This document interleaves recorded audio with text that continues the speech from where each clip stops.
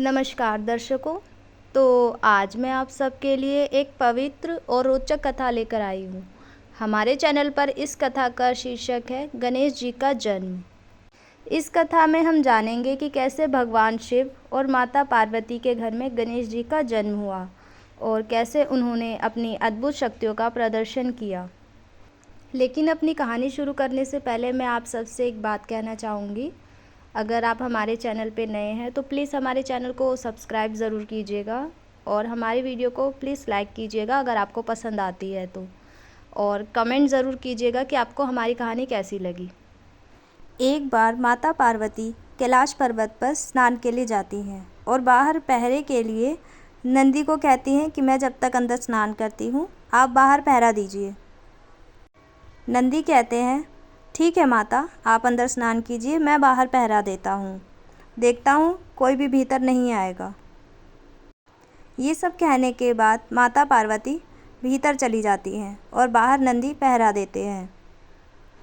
तभी शंकर भगवान कैलाश की तरफ आते हैं तो नंदी भगवान उनको रोक देते हैं। कहते हैं प्रभु आप भीतर मत जाइए, माता ने आदेश दिया है कि अंदर कोई ना जाए, वह स्नान कर रही हैं। तभी शंकर जी कहते हैं अरे मूर्ख, ये आदेश मेरे लिए नहीं है। और ये कहकर वह भीतर चले जाते हैं। माता पार्वती ये सब देखकर कहती हैं मैंने तो नंदी को आदेश दिया था कि वह किसी को भीतर ना आने दे, लेकिन उसने मेरे आदेश की अवहेलना की, ये तो अनुचित है। भगवान शंकर कहते हैं अरे वो तो मेरा सेवक है, वो मुझे भीतर आने से कैसे रोक सकता है देवी। ये सब सुनने के बाद माता पार्वती मन में विचार करती हैं मैं एक ऐसा गण बनाऊंगी जो कभी भी मेरे आदेश की अवहेलना नहीं करेगा, वो हमेशा मेरी बात मानेगा। उसके बाद शंकर भगवान वहाँ से चले जाते हैं। माता पार्वती अपने शरीर पर उपटन और हल्दी का लेप लगाती हैं। उसके बाद उसी लेप से वह एक इंसानी मूर्ति का आकार देती हैं एवं उसके बाद उसमें वह अद्भुत शक्तियों को डालकर उसे बालक के रूप में जीवित करती हैं। जीवित बालक को देखकर माता स्नेह और प्रेम के साथ उन्हें अपने हाथों में उठाकर खिलाने लगती हैं। माता पार्वती अपने उस पुत्र का नाम गणेश रखती हैं। इसके कुछ देर बाद माता पार्वती अपने गणेश पुत्र से एक आग्रह करती हैं। कहती हैं कि पुत्र, जब मैं स्नान के लिए जाऊं तो क्या तुम बाहर पहरा दे सकते हो?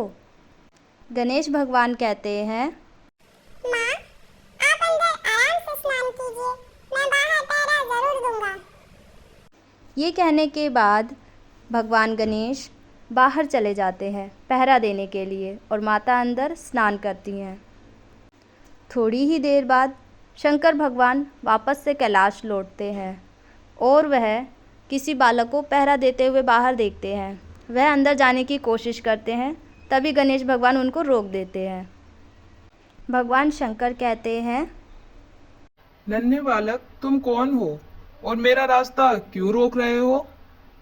तब गणेश जी कहते हैं मैं गौरीपुत्र गणेश हूँ और माता के आदेश का पालन कर रहा हूँ। उनका आदेश है कि जब तक वो आदेश ना दे तब तक किसी को भी भीतर ना आने दिया जाए। शंकर भगवान कहते हैं तब तो गौरीपुत्र गणेश, ये आदेश मेरे लिए नहीं है, क्योंकि मैं गौरीपति शिव शंकर हूँ। शंकर भगवान कहते हैं द्वार से हट जाओ बालक।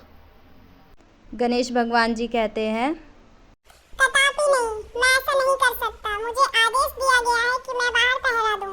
मैं किसी को भी भीतर नहीं जाने दे सकता। शंकर जी कहते हैं मेरे मार्ग से हट जाओ पुत्र, हट मत करो। गणेश भगवान कहते हैं ये असंभव है, मैं नहीं हट सकता। शंकर भगवान कहते हैं देखो तुम मेरा क्रोध नहीं जानते, तुम मुझे अंदर जाने दो, नहीं तो मैं तुम्हें। शंकर भगवान बहुत ज़्यादा क्रोधित हो जाते हैं। इसके बाद नंदी भगवान उन्हें बोलते हैं प्रभु आप कृपया यहाँ से जाइए, मैं इस बालक को समझाता हूँ।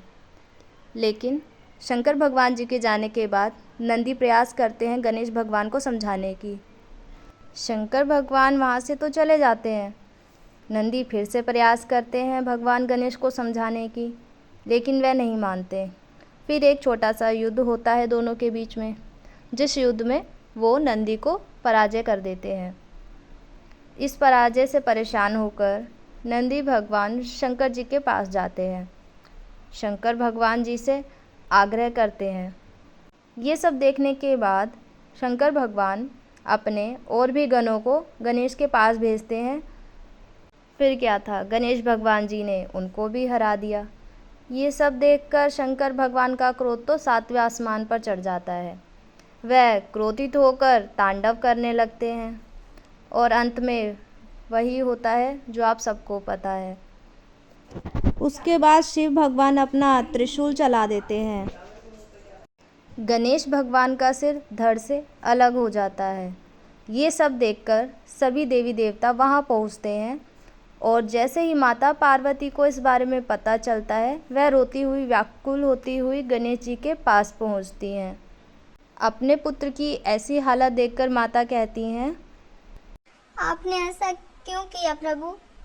क्रोध में आपने अपने ही पुत्र का वध कर दिया और आप सब देवगण यहाँ चुपचाप ये सब कुछ देखते रहे।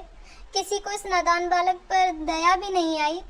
क्या एक नन्हे से बालक को हराना इतना जरूरी था कि सभी देवता यहाँ इकट्ठे हुए हैं? बोलिए, आप सब चुप क्यों हैं? प्रभु, शांत हो गया आपका क्रोध? अगर नहीं हुआ है तो इस बालक के साथ साथ आप मेरा भी वध कर दीजिए। माता पार्वती कहती हैं, मुझे अपना पुत्र जीवित चाहिए, नहीं तो मैं भी अपने प्राण त्याग दूंगी। आपको इसे प्राणदान देना होगा, अन्यथा मैं भी अपने प्राण यहाँ पर त्याग दूंगी।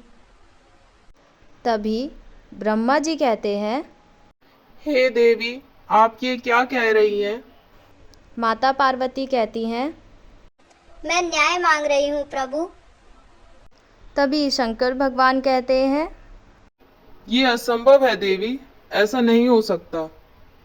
तभी माँ लक्ष्मी कहती हैं, आपको इनका पुत्र जीवित करना ही होगा प्रभु। बालक गणेश को आपको जीवन दान देना ही होगा, अन्यथा इनके क्रोध की अग्नि से सारी सृष्टि तहस नहस हो जाएगी प्रभु। तभी विष्णु भगवान जी भी कहते हैं, प्रभु, आपने जो अनुचित कार्य किया है उसका यही प्रायश्चित हो सकता है। माता पार्वती की बात को आपको स्वीकार करना होगा भोलेनाथ। शंकर भगवान जी कहते हैं, ये असंभव है देवी। मेरे त्रिशूल के प्रहार से जो सिर धड़ से अलग हुआ है, फिर से जोड़ा नहीं जा सकता। ब्रह्मा जी कहते हैं, फिर तो एक ही उपाय है। अन्य बालक का मस्तक जो आपके शस्त्र से ना काटा गया हो, बालक गणेश के धड़ से जोड़ा जा सकता है प्रभु। शंकर भगवान अपने सभी गणों को पास बुलाते हैं और कहते हैं, जाओ, किसी ऐसे बालक का सिर लेकर आओ जिसका चेहरा उत्तर दिशा में हो और माता अपने पुत्र की तरफ पीठ करके सोई हो। सभी गण कहते हैं, जो आज्ञा प्रभु, हम अभी जाते हैं। और फिर सभी गण निकल पड़ते हैं सिर की तलाश में। जंगल जंगल ढूंढने के बाद उनको एक हथनी के बच्चे का सिर शंकर जी की वाणी के अनुसार मिला, तो वह सभी हथनी के बच्चे का सिर लेकर कैलाश पहुँचे। तभी शंकर जी देखकर कहते हैं, अरे मूर्खो, ये तुम किसका सर ले आए? तभी नंदी कहते हैं, आपके वाणी के अनुकूल हमें यही मिला।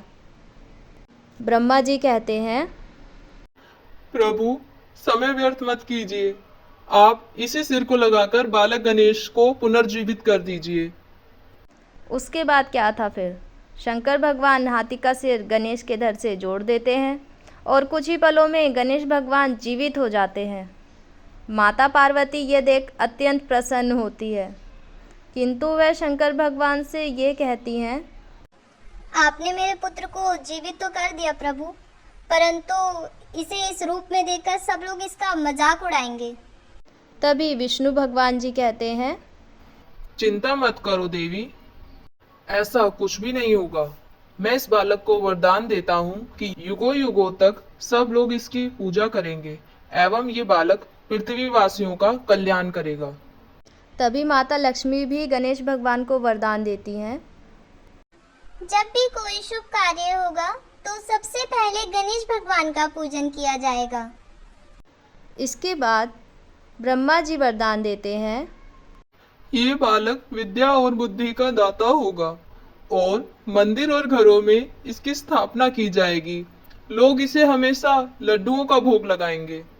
उसके बाद शंकर भगवान गणेश जी को वरदान देते हैं। मेरा ये पुत्र अत्यंत बलशाली होगा और बुद्धिमान होगा एवं मेरी गण सेना का सेनापति भी होगा। तो इस तरह गणेश भगवान जी का जन्म हुआ और उन्होंने अपने वरदानों का उपयोग करके संसार का कल्याण किया। उनकी ये कथा हमें बुद्धि और ज्ञान की शक्ति के बारे में बताती है। तो यहाँ हमारी कथा ख़त्म होती है। आप हमें कमेंट में ज़रूर बताइए कि आपको हमारी ये कथा कैसी लगी। और हाँ, thank you for watching and please like and subscribe.